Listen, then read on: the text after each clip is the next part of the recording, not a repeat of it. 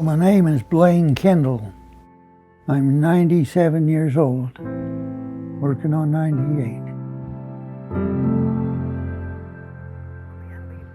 I was having Sunday dinner at my girlfriend's home. We were in the front room listening to the radio after dinner when they announced that Pearl Harbor had been attacked.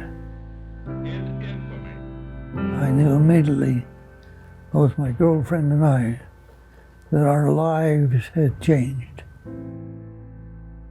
My mother kept my draft notice until we were married and we'd been on our honeymoon. Just a month later, I was in the Army from the time I was married.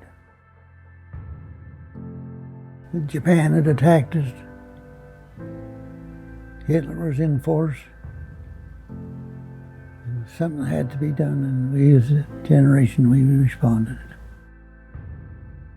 I was a homesick kid. Never been away from home. Not knowing what would face me, whether I'd ever see home again or my wife. Had no idea where I was going. I ended up in the Army in the Signal Corps as a radio operator. I was in the Battle of the Bulge in Marsh, Belgium. I was there on Christmas Day.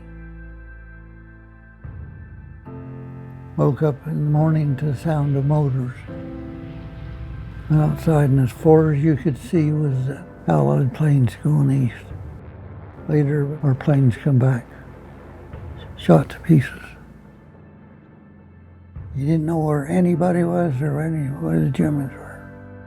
We lost one radio team. It was very tense. We stopped Japan. We stopped Hitler. People have to be helped sometime. In the Army, you have to learn that. Happiness is helping people. Helping is serving others.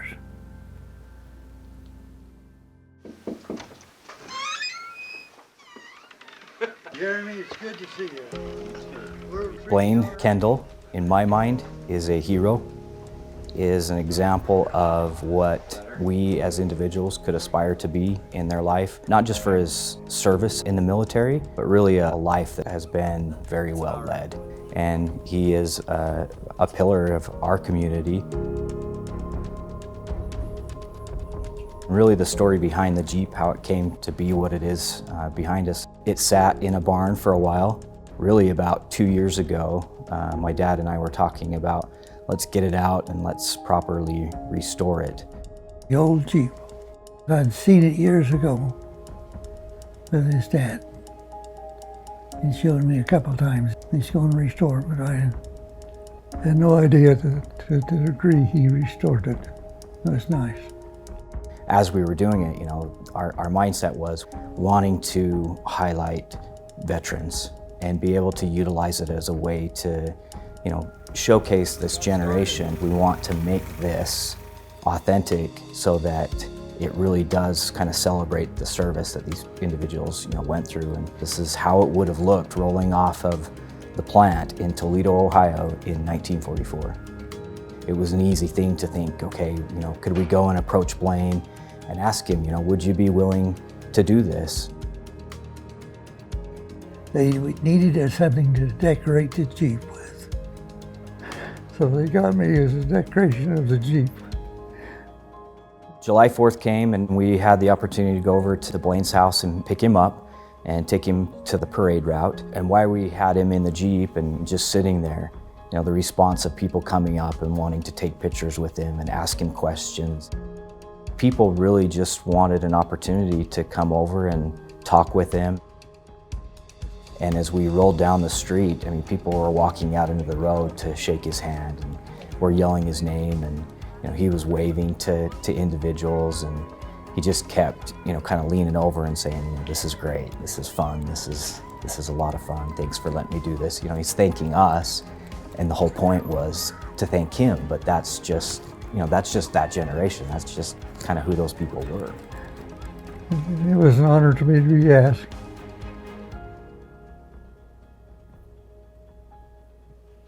The movement for credit unions as a whole really is about, helping others. Those themes that we've really established our business model on of people helping people, we really get the ability to do that day to day.